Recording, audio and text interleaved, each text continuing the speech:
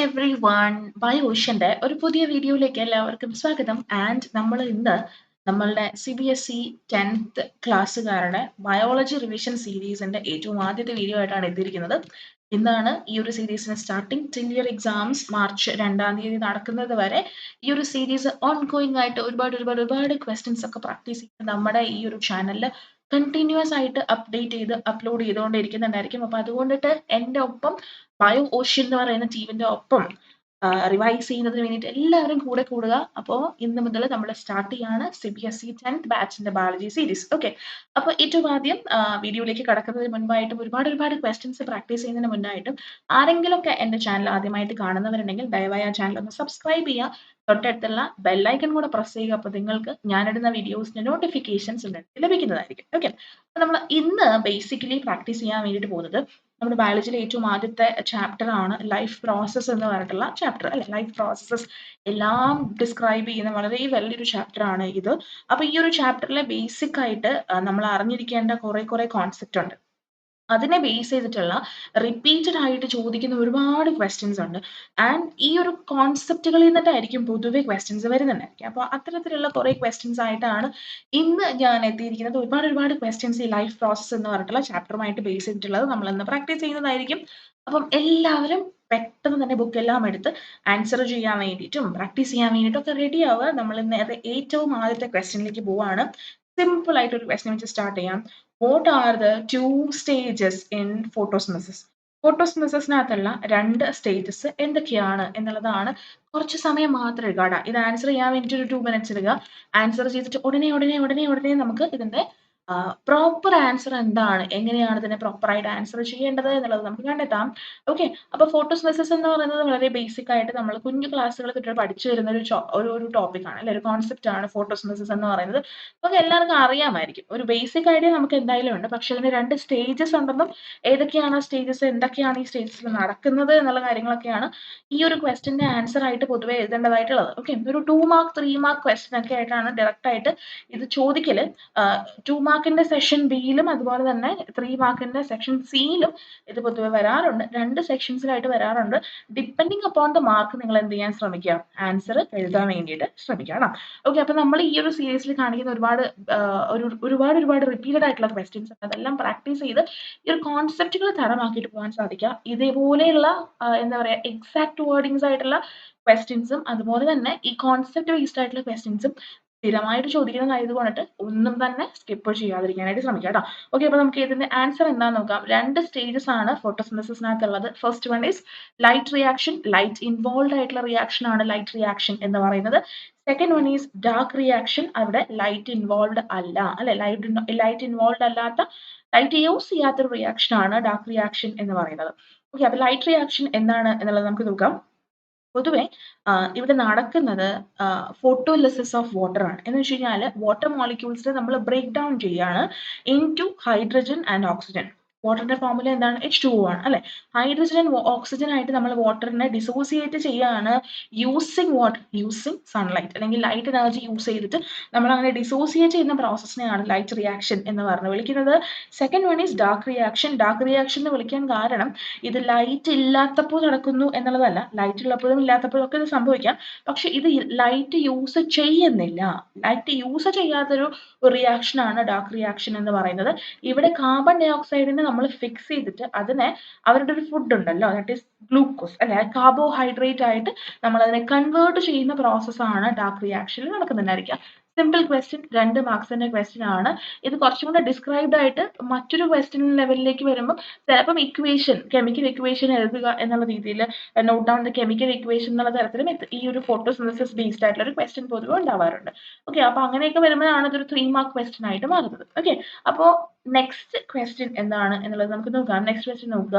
What is the difference between arteries and veins? ആർട്ടറീസും വെയിൻസും തമ്മിലുള്ള ഡിഫറൻസ് എന്താണ് എന്നുള്ളതാണ്. ആർട്ടറീസും വെയിൻസും ഒക്കെ നമ്മൾ കുഞ്ഞു ക്ലാസ്സുകൾ തൊട്ടിട്ടേ പഠിക്കുന്ന ഒരു ടോപ്പിക് ആണ്. ആൻഡ് നമ്മൾ സർക്കുലേഷൻ പഠിക്കുമ്പം ആർട്ടറീസും കാപ്പിലറീസും വെയിൻസും കൂടെയാണ് ഒരുമിച്ച് പഠിക്കുന്നത് അല്ല. ആർട്ടറീസും വെയിൻസും മാത്രമല്ല, മൂന്നും കൂടെ ഒരുമിച്ചാണ് പഠിക്കുന്നത്. പക്ഷെ ഇവിടെ ജസ്റ്റ് ആർട്ടറീസിന്റെയും വെയിൻസിന്റെയും ഡിഫറൻസസ് മെൻഷൻ ചെയ്യുക എന്നുള്ളത് മാത്രമേ പറഞ്ഞിട്ടുള്ളൂ. അപ്പൊ രണ്ടിന്റെയും ഡിഫറൻസസ് മെൻഷൻ ചെയ്യുക. ഒരു 2 പോയിന്റ്സ് വീതം രണ്ടിലും എഴുതിയാൽ മതിയായിരിക്കും. 2 മാർക്സ് ഒരു ക്വസ്റ്റ്യൻ ആണ് കേട്ടോ. ഓക്കെ, അപ്പോൾ ടോട്ടൽ 4 പോയിന്റ്സ് വരും ആർട്ടറീസിന്റെ മെയിൻസിന്. നമുക്ക് ആൻസർ നോക്കാം.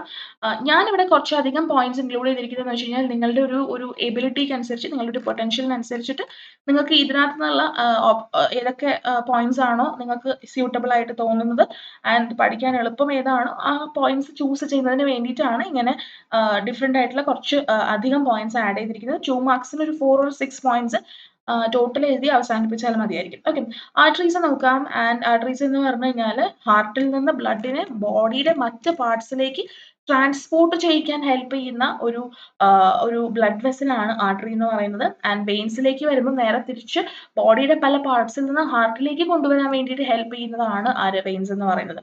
ആർട്ടറീസിൽ നമുക്ക് വളരെ തിൻ ആയിട്ടുള്ള വോളും അതുപോലെ തന്നെ നാരോ ആയിട്ടുള്ള ലൂമൻ ആണ് കാണാൻ സാധിക്കുക. വാട്ട് ഈസ് ലൂമൻ എന്ന് ചോദിച്ചു കഴിഞ്ഞാൽ ആ ഒരു ഇന്റീരിയർ സൈഡ് ഉണ്ടല്ലോ, ആർട്ടറീസിന്റെ വെയിൻസിന്റെ ഒക്കെ ഒരു interior side, that's what we call as lumen. Okay, അപ്പോൾ ആർട്ടറീസിൽ തിൻ വാൾസും ചെറിയ ഒരു അധികം ഇതില്ലാത്തൊരു ലൂമനും ആയിരിക്കും. പക്ഷെ വെയിൻസിൽ വളരെ എന്താ പറയാ ഒരു സ്റ്റേഡി ആയിട്ടുള്ള വളരെ തിക്ക് ആയിട്ടുള്ള ഒരു വോളും കാണാൻ പറ്റും. അത്യാവശ്യം വൈഡ് ആയിട്ടുള്ള ഒരു ലൂമനുമാണ് വെയിൻസിനുള്ളത്. ഓക്കെ, ആർട്ടറീസിലെ ബ്ലഡ് ഫ്ലോ ചെയ്യുന്നത് അത്ര അധികം പ്രഷറിലല്ല. അത് വളരെ പ്രഷർ കുറവായിട്ടായിരിക്കും ബോഡിയുടെ പല പാർട്സിലേക്ക് എത്തുന്നുണ്ടായിരിക്കുക.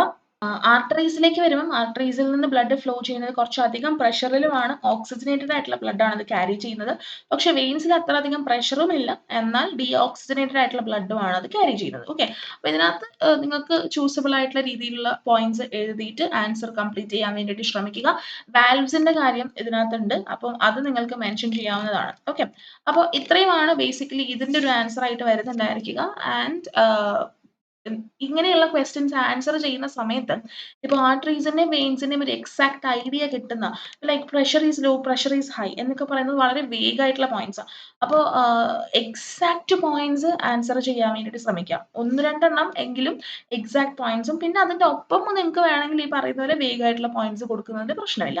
പക്ഷെ ഒട്ടും പഠിക്കാൻ പറ്റാത്ത അല്ലെങ്കിൽ ഓർത്തിരിക്കാൻ പറ്റാത്ത കുട്ടികളൊക്കെ ഉണ്ടെന്നുണ്ടെങ്കിൽ you can write these points. Vague ആയിട്ടുള്ള പോയിന്റ്സ് ചെയ്താലും കുഴപ്പമില്ല, നമുക്ക് തെറ്റാന്ന് നമുക്ക് പറയാൻ പറ്റത്തില്ലല്ലോ. അപ്പൊ അതുകൊണ്ടിട്ട് അങ്ങനെ ചെയ്യാനായിട്ട് ശ്രമിക്കാം. ഓക്കെ, അപ്പൊ നമുക്ക് നെക്സ്റ്റ് ക്വസ്റ്റ്യൻ എന്താന്ന് നോക്കാം. Meat is easier to digest as compared to grass. Why? എന്തുകൊണ്ടാണ് നമുക്ക് മീറ്റിനെ എളുപ്പം ഡൈജസ്റ്റ് ചെയ്യാൻ ശ്രമിക്കുന്നത് അല്ലെങ്കിൽ പറ്റുന്നത് കമ്പയർ ടു ഗ്രാസ്? പുല്ലിനെ വെച്ച് നോക്കുമ്പോൾ അല്ലെങ്കിൽ പ്ലാന്റിനെ എന്തെങ്കിലും ഒരു കാര്യത്തെ വെച്ച് നോക്കുമ്പോൾ മീറ്റ് കുറച്ചുകൂടി ഈസിയർ ആയിട്ട് ഡൈജസ്റ്റ് ചെയ്യാൻ സാധിക്കുന്നു. വൈ? എന്തുകൊണ്ടാണ് ഇങ്ങനെ സംഭവിക്കുന്നത് എന്നുള്ളതാണ് ചോദ്യം. അഗൈൻ ഒരു 2 മാർക്ക് ക്വസ്റ്റ്യൻ ആണ്. ആൻഡ് ഇത് തന്നെ ഗീവ് റീസൺ മോഡലുള്ള ക്വസ്റ്റ്യൻ ആയിട്ടും ഇത് പൊതുവെ വരാറുണ്ട് കേട്ടോ. അപ്പൊ അതുകൊണ്ട് അതും കൂടെ ഒന്ന് നോട്ട് ചെയ്യാൻ വേണ്ടിയിട്ട് ശ്രമിക്കുക. റീസൺ എഴുതുന്നതും ഈ ആൻസർ വൈ എന്ന് പറഞ്ഞ ക്വസ്റ്റ്യൻ ആൻസർ എഴുതുന്നതും ഏകദേശം ഒരുപോലെ തന്നെയാണല്ലോ.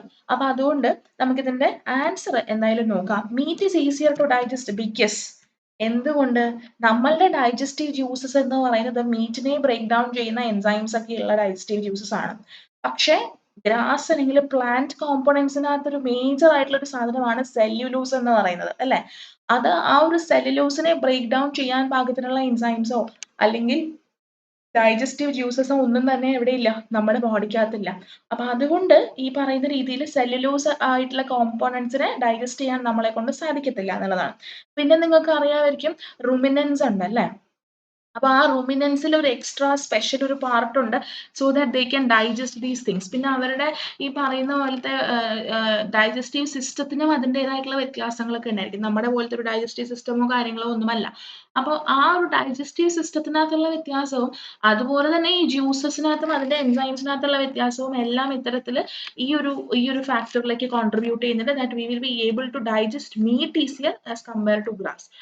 പച്ചപ്പുല്ലിന്റെ കാര്യമാണ് ഒരു ഉദ്ദേശിക്കുന്നത്. കുക്ക്ഡ് ആയിട്ട് വരുമ്പോൾ കുറച്ചും കൂടെ നമുക്ക് ഈ പറയുന്ന പോലെ ഡൈജസ്റ്റ് ചെയ്യാൻ അത്ര കണ്ടൊരു എഫേർട്ട് ഇല്ല. പക്ഷെ എന്നാലും മീറ്റിനെ വെച്ച് നോക്കുമ്പോൾ എഫേർട്ട് കുക്ക്ഡ് ആയിട്ടുള്ള പ്ലാന്റിനെ കഴിക്കുമ്പോഴും ഉണ്ടാകുന്നുണ്ട്. ഓക്കെ, അപ്പൊ അതൊന്ന് ഓർത്ത് വെച്ചിരിക്കുക. അതാണ് ഇതിന്റെ ഒരു ആൻസർ. 2 മാർക്ക് ക്വസ്റ്റ്യൻ ആയിട്ടും ചിലപ്പോൾ 1 മാർക്ക് ക്വസ്റ്റ്യൻ ആയിട്ടും ഇത് ചോദിക്കാറുണ്ട് കേട്ടോ. Okay, next question is here. Why is it essential to match the blood groups of donors and receiver person before arranging transfusion of blood? Blood transfusion സംഭവിക്കുന്നതിന് മുൻപ് ഒരു ഡോണറിന്റെയും റിസീവറുമായിട്ടുള്ള രണ്ടാളുകൾ ഉണ്ടായിരിക്കുമല്ലോ. ഡോണറും ഉണ്ടായിരിക്കും, റിസീവറും ഉണ്ടായിരിക്കും. ഇവരുടെ ബ്ലഡ് ഗ്രൂപ്പ്സ് മാച്ച് ചെയ്യേണ്ടത് എസെൻഷ്യൽ ആണ് എന്ന് പറയുന്നത് എന്തുകൊണ്ട് എന്നുള്ളതാണ്. വളരെ എസെൻഷ്യൽ ആയിട്ടുള്ള ഒരു കാര്യമാണ്. എപ്പോഴും നമ്മൾ ബ്ലഡ് ഗ്രൂപ്പ്സ് ഒക്കെ ചെക്ക് ചെയ്തിട്ട് മാത്രമേ ഈ പറയുന്ന ബ്ലഡ് ഡൊണേഷൻ ക്യാമ്പ്സിലാണെങ്കിലും എവിടെയാണ് നമ്മൾ ബ്ലഡ് ഡൊണേറ്റ് ചെയ്യാൻ പോയി കഴിഞ്ഞാൽ നമ്മുടെ ബ്ലഡ് വെരിഫൈ എവറിഥിങ് അല്ലെ. അപ്പൊ അത് എന്തുകൊണ്ട് എന്നുള്ളതാണ് ചോദ്യം. സിമ്പിൾ ആൻസർ ആണ്. വളരെ വളരെ സിമ്പിൾ ആയിട്ട് നമുക്ക് ആൻസർ ചെയ്യാൻ പറ്റുന്ന ഒരു ആൻസർ ആണ്. ആൻസർ നോക്കാം. കാരണം നമ്മുടെ ബ്ലഡിനകത്തുള്ള RBCs ആന്റിജനും ഉണ്ട് ആന്റിബോഡിയും ഉണ്ട് അല്ലെ. ബ്ലഡുകൾ തമ്മിൽ അല്ലെങ്കിൽ ബ്ലഡ് ഗ്രൂപ്പ്സ് തമ്മിൽ മാച്ച് ചെയ്യുന്നില്ല എന്നുണ്ടെങ്കിൽ റെസിപ്പിയന്റിന്റെ ബോഡി പ്രൊഡ്യൂസ് ചെയ്യുന്ന ആന്റിബോഡീസ് ഡോണറിന്റെ ബ്ലഡിന് അഗെയിൻസ്റ്റ് ആയിട്ട് പ്രവർത്തിക്കും. ദാറ്റ് മീൻസ് ഇപ്പൊ ഞാനാണ് ബ്ലഡ് റിസീവ് ചെയ്ത റെസിപ്പിയന്റ് എന്ന് വിചാരിക്കുക. ഞാൻ എന്ന് പറഞ്ഞിട്ടുള്ള ഒരാളുടെ കയ്യിൽ നിന്നാണ് ബ്ലഡ് സ്വീകരിച്ചതെന്ന് വിചാരിക്കുക. അപ്പൊ എന്റെ ബ്ലഡിനകത്ത് കുറെ ആന്റിബോഡീസ് പ്രൊഡ്യൂസ് ചെയ്യും. ആർക്കെതിരെ? ഞാൻ റിസീവ് ചെയ്ത എയുടെ ബ്ലഡിനെതിരെ അല്ലെങ്കിൽ ബ്ലഡ് സെൽസിനെതിരെയാണ് എന്റെ ബോഡി ആന്റിബോഡീസിനെ പ്രൊഡ്യൂസ് ചെയ്യുന്നുണ്ടായിരിക്കും. And what happens is like ഞാൻ ആ റിസീവ് ചെയ്ത എയുടെ ബ്ലഡും അതിനകത്തുള്ള സെൽസിനെ എല്ലാം എന്റെ ആന്റിബോഡീസ് ഇപ്പൊ ഈ പ്രൊഡ്യൂസ് ചെയ്തിരിക്കുന്ന ആന്റിബോഡീസ് എല്ലാം അങ്ങ് നശിപ്പിക്കും. സോ ദാറ്റ് വാട്ട് ഹാപ്പൻസ് എന്റെ ബോഡിയിൽ ബ്ലഡ് ഷോർട്ടേജ് ഉണ്ടാവുകയും അത് ക്ലോട്ടിംഗ് ഒക്കെ സംഭവിക്കാനുള്ള ചാൻസസ് ഉണ്ട്. Ultimately it will be leading to death. ആരുടെ? എന്റെ ഡെത്ത്. പിടികിട്ടിയോ? അപ്പോൾ അങ്ങനെയുള്ള വളരെ കോംപ്ലിക്കേറ്റഡ് ആയിട്ടുള്ള സിറ്റുവേഷൻസ് ഒഴിവാക്കുന്നതിന് വേണ്ടിയിട്ടാണ് ബ്ലഡ് ഗ്രൂപ്പ് നമ്മൾ മാച്ച് ചെയ്തതിന് ശേഷം മാത്രം സ്വീകരിക്കുക എന്ന് പറയുന്നത്. ആൻഡ് ഈവൻ നമ്മുടെ ബ്ലഡ് ഗ്രൂപ്പ്സ് ഇപ്പം എ മാത്രം മാച്ച് ചെയ്താൽ പോരാ. If I am A positive I need to receive somebody's blood which is A positive itself. ഞാൻ എ നെഗറ്റീവ് ആണെങ്കിൽ എ നെഗറ്റീവ് ആയിട്ടുള്ള ബ്ലഡ് എനിക്ക് റിസീവ് ചെയ്യാനായിട്ട് സാധിക്കുള്ളൂ. അത്തരത്തിൽ ആ ഒരു പോസിറ്റീവ് നെഗറ്റീവ് ഫാക്ടറും കൂടെ മാച്ച് ചെയ്തിട്ട് വേണം നമ്മൾ എന്ത് ചെയ്യാൻ വേണ്ടിയിട്ട് നമ്മൾ ബ്ലഡ് ഗ്രൂപ്പ് മാച്ച് ചെയ്തിട്ട് നമ്മൾ ബ്ലഡ് സ്വീകരിക്കാനും ബ്ലഡ് ട്രാൻസ്ഫ്യൂഷൻ നടത്താനും ഒക്കെ പാടുള്ളൂ എന്നുള്ളതൊന്ന് ഓർത്ത് വെച്ചിരിക്കാം. Okay, simple answer, simple question. അടുത്തൊരു ക്വസ്റ്റ്യൻ നോക്കാം. Why diffusion is insufficient to meet the oxygen requirements of multicellular organisms like humans?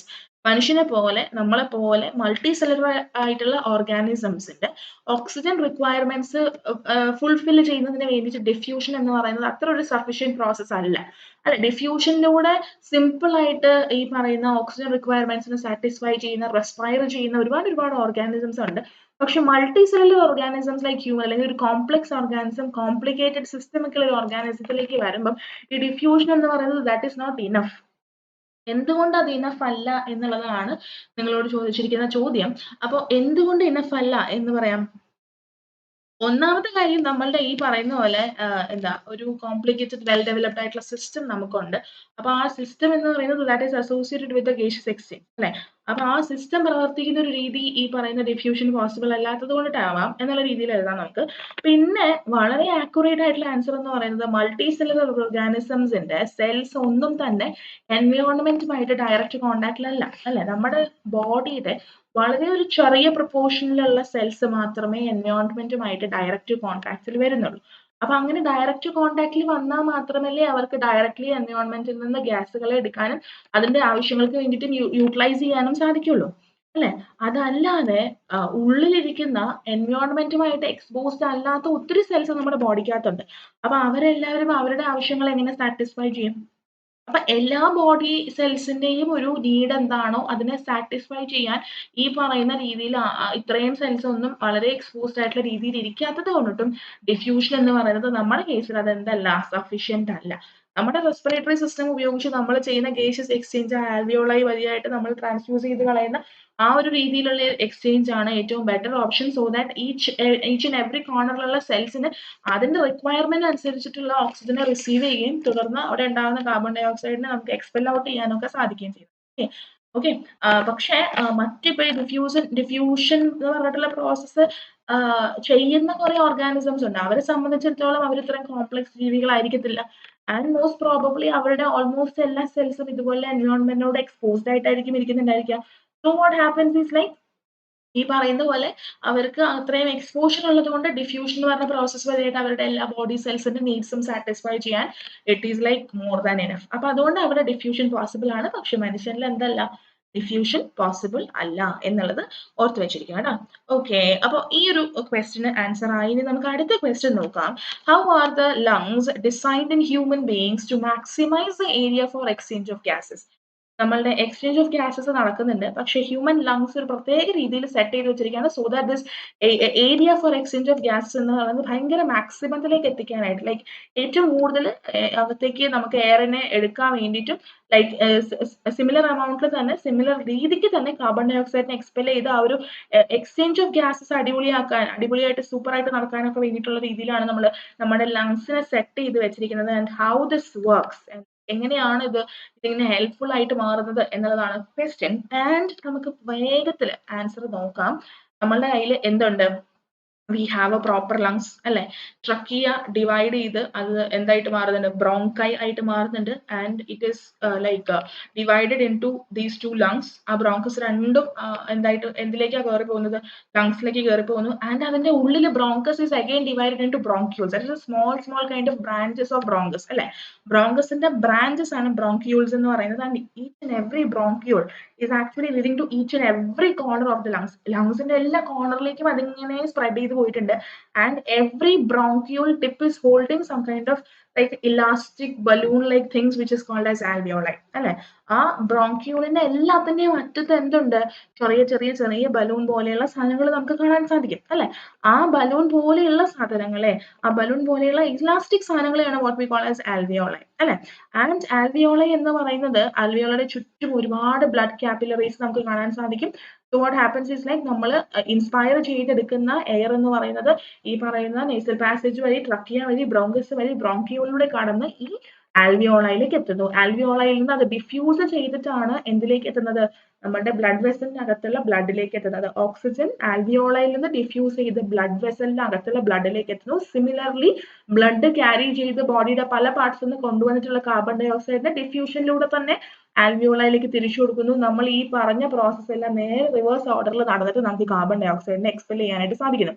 So what happens is like ഇത്തരത്തിലൊരു diffusion is happening in between the alveoli and blood capillaries, and that is actually helping in the surface area increase. Surface area കൂട്ടാനും exchange of gases അടിപൊളിയായിട്ട് നടക്കുന്നതിന് വേണ്ടിയിട്ടും ഈ ഒരു പരിപാടിയാണ് പ്രധാനമായിട്ടും എന്ത് ചെയ്യുന്നത്? ഹെൽപ്പ് ചെയ്യുന്നത് എന്നുള്ള കാര്യം കറക്റ്റ് ആയിട്ട് ഓർത്ത് വെച്ചിരിക്കുക. ഇങ്ങനെ ഒരു സെറ്റപ്പിൽ ലങ്സ് ചെയ്ത് വെച്ചിരിക്കുന്നത് കൊണ്ടിട്ടാണ് ഈച്ച് ആൻഡ് എവറി കോർണറിലേക്ക് ബ്ലഡ് വഴിയായിട്ട് നമുക്ക് ആരെ എത്തിക്കാൻ സാധിക്കുന്നത്? ഗ്യാസിനെ എത്തിക്കാൻ വേണ്ടി, ലൈക്ക് ഓക്സിജനെ എത്തിക്കാൻ വേണ്ടിയിട്ട് നമുക്ക് സാധിക്കുന്നത്. അതർവൈസ് ഒരൊറ്റ ആൽവിയോളേ ഉള്ളൂ, അല്ലെന്നുണ്ടെങ്കിൽ നമ്മുടെ ലങ്സ് ഇത്ര അധികം എഫിഷ്യന്റ് അല്ല എന്നുണ്ടെങ്കിൽ നമ്മുടെ ബോഡിയിലുള്ള മില്യൺസ് ഓഫ് സെൽസിന്റെ ആവശ്യം എന്താണ് എന്നുള്ളത് നമുക്ക് സാറ്റിസ്ഫൈ ചെയ്യാൻ പറ്റില്ല. ആ നീഡിനനുസരിച്ച് ഓക്സിജനെ സപ്ലൈ ചെയ്യാൻ നമുക്ക് സാധിക്കില്ല. അപ്പൊ അതുകൊണ്ട് ഇത്തരത്തില് നമ്മളുടെ ലങ്സിനകത്തുള്ള ആൽവിയോളയുടെ സെറ്റപ്പും കാര്യങ്ങളൊക്കെയാണ് പ്രധാനമായിട്ടും നമ്മുടെ സർഫസ് ഏരിയ കൂട്ടാൻ വേണ്ടിയിട്ട് ഹെൽപ്പ് ചെയ്യുന്നത് എന്നുള്ള കാര്യം ഓർത്ത് വെച്ചിരിക്കുക. ആൻഡ് എക്സ്ചേഞ്ച് ഓഫ് ഗ്യാസ് അടിപൊളിയാക്കുന്നത് എന്നുള്ളതും കൂടി ഓർത്ത് വെച്ചിരിക്കുക. ഇത്ര കോംപ്ലിക്കേറ്റഡ് ആയിട്ട് ആൻസർ ചെയ്തേണ്ട, പക്ഷേ ഇങ്ങനെയാണ് ഈ കോൺസെപ്റ്റ് എന്നുള്ളത് മനസ്സിലാക്കുക. ജസ്റ്റ് സിമ്പിൾ ടോപ്സിൽ സിമ്പിൾ സെന്റൻസസിൽ ആൻസർ ചെയ്ത് അവസാനിപ്പിക്കാനായിട്ട് ശ്രമിക്കാം കേട്ടോ. ഓക്കെ, ഇനി നമുക്ക് നെക്സ്റ്റ് ക്വസ്റ്റ്യൻ നോക്കാം.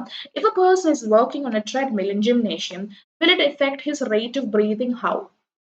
നമ്മളൊക്കെ എക്സസൈസ് ചെയ്യുന്നവരാണ് അല്ലെ. സ്പെസിഫിക്കലി ഇതിനകത്ത് പറഞ്ഞിട്ടുണ്ട് ഒരാളൊരു ട്രെഡ്മില്ലിലാണ് വർക്ക് ചെയ്യുന്നത്. ആൻഡ് അയാൾ വർക്ക് ചെയ്യുമ്പം അയാളുടെ റേറ്റ് ഓഫ് ബ്രീത്തിങ്ങിൽ, ബ്രീത്ത് എടുക്കുന്ന ആ ഒരു റേറ്റ് ഉണ്ടല്ലോ, അതിൽ എന്തെങ്കിലും വ്യത്യാസം ഉണ്ടാകുമോ? ആൻഡ് അയാളുടെ എക്സസൈസ് അയാളുടെ ബ്രീത്തിങ്ങിനെ എന്തെങ്കിലും രീതിയിൽ ഇഫക്ട് ചെയ്യുന്നുണ്ടോ എന്നുള്ളതാണ് ചോദ്യം. And if it is effecting, how it is effecting എന്നുള്ളതാണ് അതിന്റെ ഒരു എക്സ്പ്ലനേഷൻ ആയിട്ട് ചോദിച്ചിരിക്കുന്നത്. യൂഷ്വലി നിങ്ങൾ ആ ഒരു സിറ്റുവേഷൻ ഒന്ന് മനസ്സിലൊന്ന് വിഷ്വലൈസ് ചെയ്ത് നോക്കുക.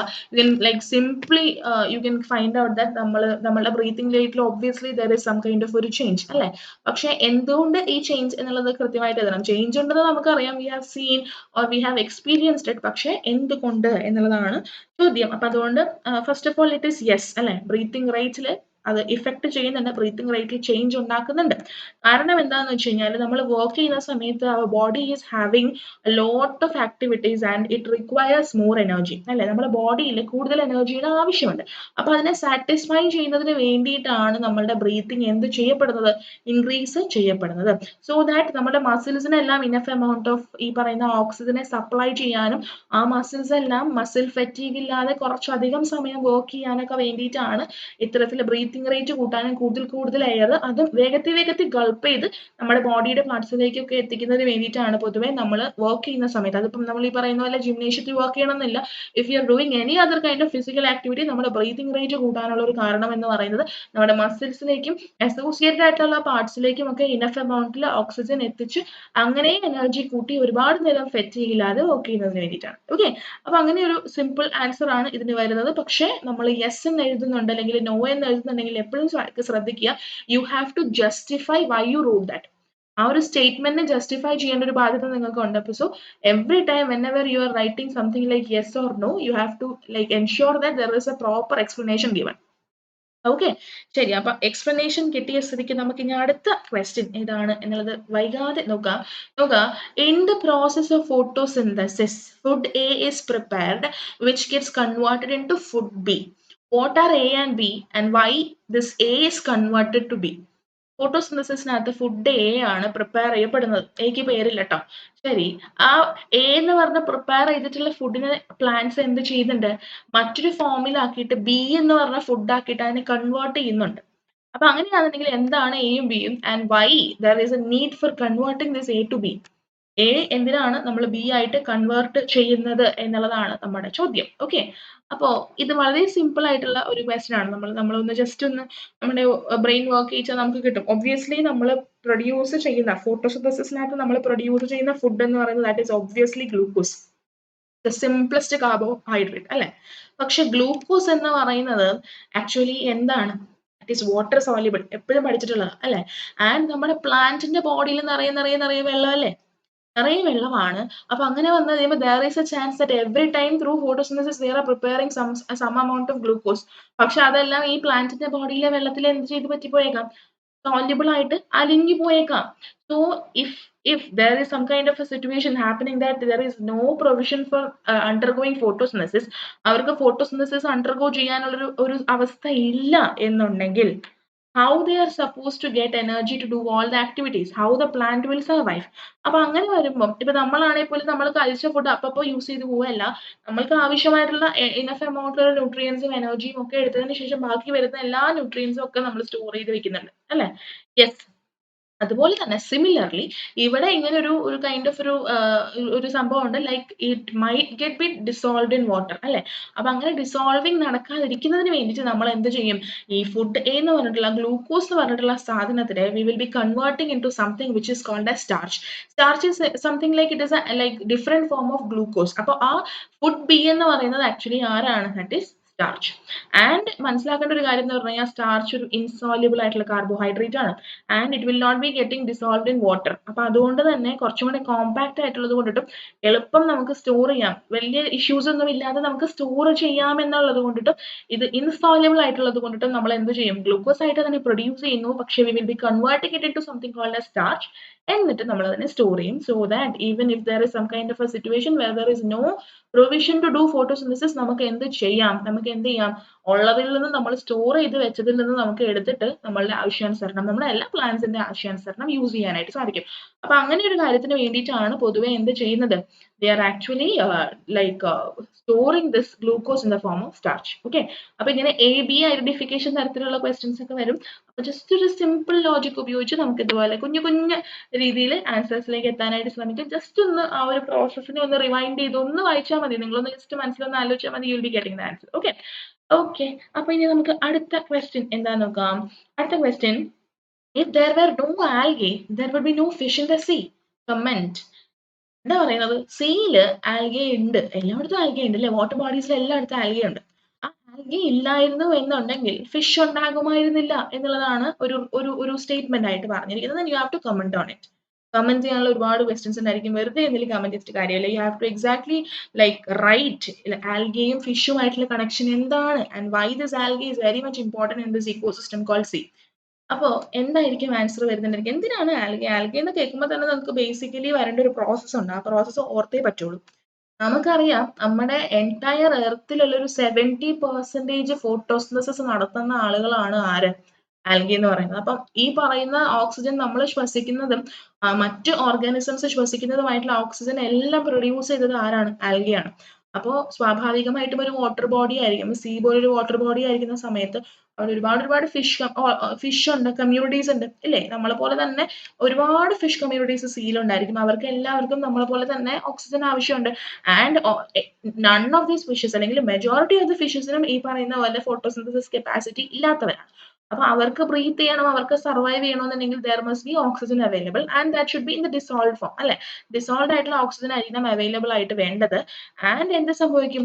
ഈ ഫിഷ് ആൽഗെ പ്രൊഡ്യൂസ് ചെയ്ത അല്ലെങ്കിൽ ആൽഗെ നടത്തിയ ഫോട്ടോസിന്തസിസിന്റെ ഭാഗമായിട്ട് പ്രൊഡ്യൂസ് ചെയ്തിട്ടുള്ള ഓക്സിജൻ ആയിരിക്കും യൂസ് ചെയ്യുന്നുണ്ടായിരിക്കും. There is no algae there is no photosynthesis അല്ലെ. ഫോട്ടോസിന്തസിസ് ഇല്ലാന്നുണ്ടെങ്കിൽ ഓക്സിജൻ ഉണ്ടാകുന്നില്ല. And if there is no oxygen, what happens? ഈ ഫിഷിന് സർവൈവ് ചെയ്യാൻ പറ്റും?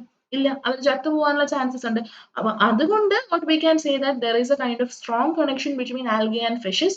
And ഈ പറയുന്ന algae ഇല്ല എന്നുണ്ടെങ്കിൽ fish ഇല്ല, fish ഇല്ല എന്നുണ്ടെങ്കിൽ അല്ലെങ്കിൽ ഫിഷും ആൽഗയും ഇല്ല എന്നുണ്ടെങ്കിൽ entire ecosystem ആ സീ എന്ന് പറഞ്ഞിട്ടുള്ള ഒരു കമ്മ്യൂണിറ്റി തന്നെ ഇല്ലാതായി പോകും എന്നുള്ളത് നമുക്ക് പറയാൻ സാധിക്കും. ഓക്കെ, അങ്ങനെയാണ് ഇതിന്റെ ഒരു കണക്ഷൻ വരുന്നത്. ഇതിപ്പം സീല് മാത്രമല്ല, ഏത് വാട്ടർ ബോഡിയിലും ആ വാട്ടർ ബോഡിയിൽ കാണുന്ന അക്വാട്ടിക് ഓർഗാനിസംസ് മറ്റുള്ളവര് apart from these algae and other photosynthesizing things, എല്ലാവരും ആൽഗയും ഈ ഫോട്ടോസിന്തസിസ് നടത്തുന്ന ഫൈറ്റോപ്ലാങ്ക്ടൺ പോലെയുള്ള മറ്റു ജീവികളെ ആശ്രയിച്ചിട്ടാണ് ജീവിക്കുന്നത്.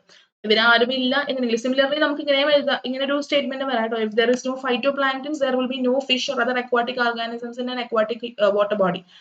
അങ്ങനെ ഒരു ക്വസ്റ്റ്യൻ, അങ്ങനെ ഒരു സ്റ്റേറ്റ്മെന്റ് തന്നിട്ട് ഇതുപോലെ കമന്റ് ചെയ്യാന്ന് പറഞ്ഞാൽ സെയിം ആൻസർ ആയിരിക്കും വരുന്നുണ്ടായിരിക്കും. അവിടെ യൂസ് ചെയ്തിരിക്കുന്ന ഓർഗാനിസംസിന്റെ പേര് മാറിയെന്നേ ഉള്ളൂ, concept is still the same അല്ലെ. അപ്പൊ അങ്ങനെയുള്ള ക്വസ്റ്റ്യൻസ് ഒക്കെ എക്സ്പെക്ട് ചെയ്യാനായിട്ട് നമ്മൾ നമ്മൾ റെഡി ആയിരിക്കണം. ഓക്കെ,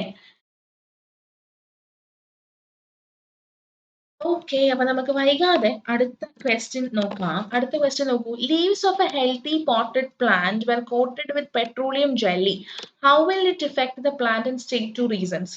അപ്പോൾ ഒരു ഹെൽത്തി ആയിട്ടുള്ള ഒരു പോട്ടഡ് പ്ലാന്റിന്റെ ലീവ്സിനെ നമ്മൾ പെട്രോളിയം ജെല്ലി വെച്ചിട്ട് കവർ ചെയ്യാണ്. അപ്പം അത് ആ പ്ലാന്റിനെ എങ്ങനെയായിരിക്കും ഇഫക്ട് ചെയ്യുന്നുണ്ടായിരിക്കാം.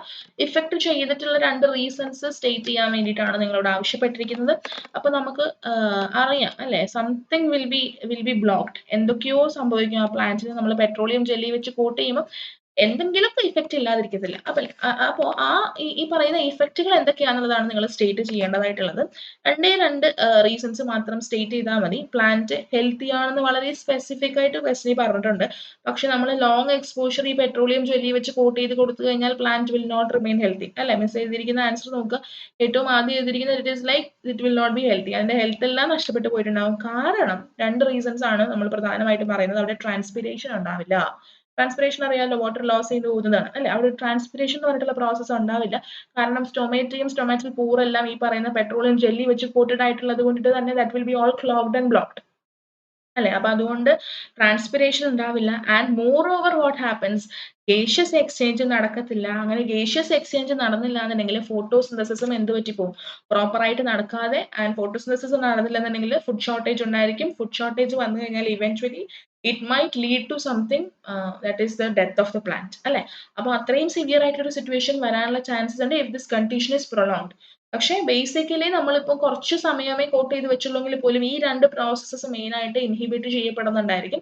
കാരണം അതിന് പ്രോപ്പർ ആയിട്ടുള്ള എക്സ്പോഷർ കിട്ടാത്തത് കൊണ്ടിട്ട്. ഓക്കെ, അപ്പൊ ഇനിയും നിങ്ങൾക്ക് റീസൺസ് നമ്മൾ തെരഞ്ഞു പിടിച്ചു കഴിഞ്ഞാൽ ഒരുപാട് ഒരുപാട് റീസൺസ് കിട്ടും അല്ല. അതിന്റെ ഗ്രോത്തും അതിന്റെ ആ ഒരു എന്താ പറയാ പ്രോപ്പർ ആയിട്ടുള്ള ഒരു കൈൻഡ് ഓഫ് ഒരു വളർച്ചയൊന്നും ഈ പറയുന്ന രീതിയിൽ ഉണ്ടാവില്ല. പ്രൊലോങ്ഡ് ആയിട്ട് നമ്മൾ കോട്ട് ചെയ്ത് വെക്കുകയാണ് എന്നുണ്ടെങ്കിൽ അങ്ങനെയുള്ള രീതിയിൽ പറയാനായിട്ട് സാധിക്കും.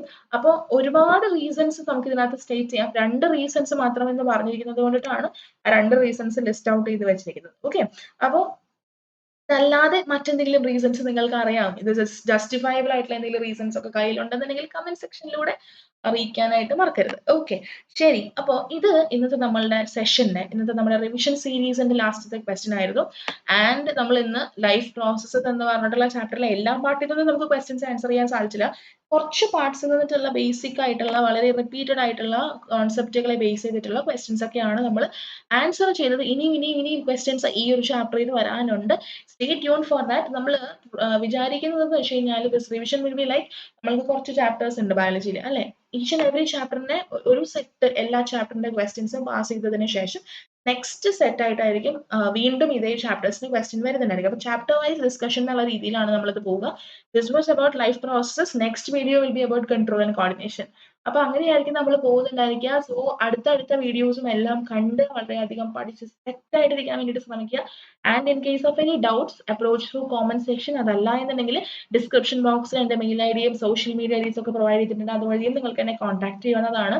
ആൻഡ് എന്തെങ്കിലും സജഷൻസോ എന്തെങ്കിലുമൊക്കെ ഉണ്ടെങ്കിൽ അതും അറിയിക്കാനായിട്ട് മറക്കരുത്. നിങ്ങളുടെ ഫ്രണ്ട്സും ഫാമിലിയിലുള്ള ആരെങ്കിലും ഒക്കെ ഇവിടെ ഈ ഒരു 10th CBSE ബോർഡിൽ പഠിക്കുന്ന പിള്ളേരൊക്കെ ഉണ്ടെന്നുണ്ടെങ്കിൽ അവർക്ക് കൂടെ നമ്മുടെ ചാനലും വീഡിയോസ് ഒക്കെ ഒന്ന് ഷെയർ ചെയ്ത് കൊടുക്കുക. I hope it will be beneficial for both of us അല്ലെ. ആൻഡ് ഈ ഒരു വീഡിയോ ഹെൽപ്ഫുൾ ആയിരുന്നു, അണ്ടർസ്റ്റാൻഡബിൾ ആയിരുന്നു എന്ന് വിശ്വസിക്കുന്നു. അണ്ടർസ്റ്റാൻഡബിൾ ആയിരുന്നു, ഹെൽപ്ഫുൾ ആയിരുന്നു എന്നുണ്ടെങ്കിൽ keep supporting my channel and please do like, share, comment and subscribe. And അടുത്തൊരു വീഡിയോയിൽ പുതിയൊരു ചാപ്റ്ററിൽ പുതിയ കുറച്ച് ക്വസ്റ്റ്യൻസ് ആയിട്ട്, റിപ്പീറ്റഡ് വാല്യൂ ഉള്ള ക്വസ്റ്റ്യൻസ് ആയിട്ട് നമുക്ക് കാണാം. അതുവരെ bye bye, God bless you.